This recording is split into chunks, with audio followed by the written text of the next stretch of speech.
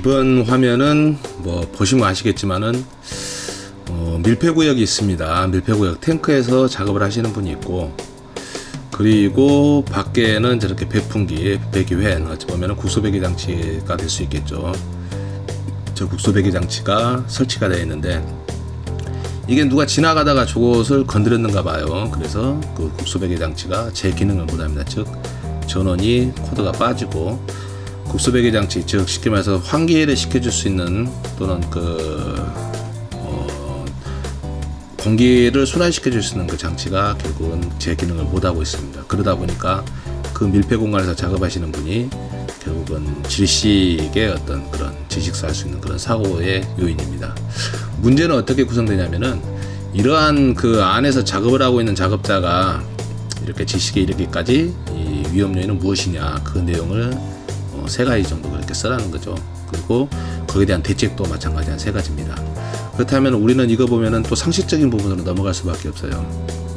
제가 이야기하는 것은 뭐냐면은, 여러분들이 교재라든지 뭐 다른 자료들을 보고 공부를 하실 수는 있는데, 결국은 그 답을 3개, 4개를 굳이 외우는 것 그 자체가 어찌 보면 시간 낭비일 수 있고 힘겨울 수가 있습니다. 그래서 안전 쪽의 어떤 자격증 같은 경우는 그 답을 외우는 어떤 암기를 요하는 것도 있겠지만, 그 암기보다는 거기에 대해서 대책을 세우고 거기에 대해서 그 대책 수립을 하고 개선할 수 있는 그런 안전관리자의 역할을 많이 중시를 하고 있습니다. 그래서 그게 가장 첫 시작이 어찌 보면은 그 산업안전기사나 산업안전 산업기사의 시험이 될 수가 있겠죠.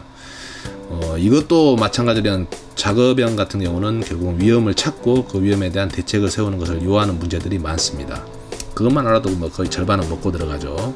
그래서 만점이 쉽게 나올 수 있는 요인인데, 고득점을 하기 위해서는 결국은 또 포엠으로 찾아야 되겠죠.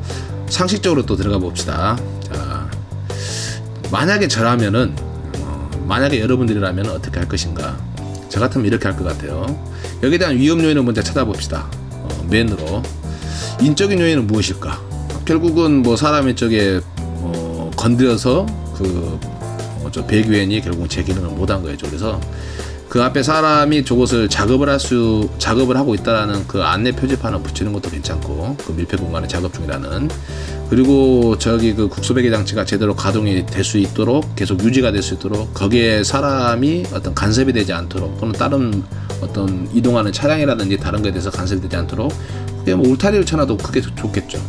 아니면 우회하시고 표지판 해도 좋고, 작업 중이라고 울타리 설치도 좋고, 또는 감시인을 배치해서 내외부하고 연락이 될 수 있는 감시자를 배치도 좋고, 만약에 그 안에 작업하고 있는 사람이라면은 그냥 작업하는 게 아니고 제대로 저기 국소배기 장치를 포함해서 송기 마스크, 어떤 호흡용 보호구를 같이 착용해도 좋고, 아니면은 산소농도 측정기, 요즘 휴대용이 많거든요. 그것을 차고 들어가게 되면은 산소농도가 18%까지는 아니어도 한 19% 정도까지 되게 되면은 경보가 울립니다. 그러면 그때 대피하면 되는 거고, 여러가지 그런 방안들이 있음에도 불구하고 지금 그런 조치들이 안 되고 있는데, 일단 위험 요인을 결과를 드리자면은 외부 감시는 둔다. 그리고 작업질 안에 표지판을 설치를 한다.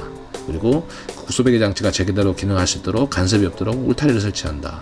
그리고 뭐 휴대용 산소농도 측정기를, 또 산소농도 측정에 대한 경보기를 그렇게 착용하고 그렇게 작업을 한다. 보호구를 착용한다. 여러가지 그런 것들이 안 되는 게 위험 요인과 대책이 되는 거죠.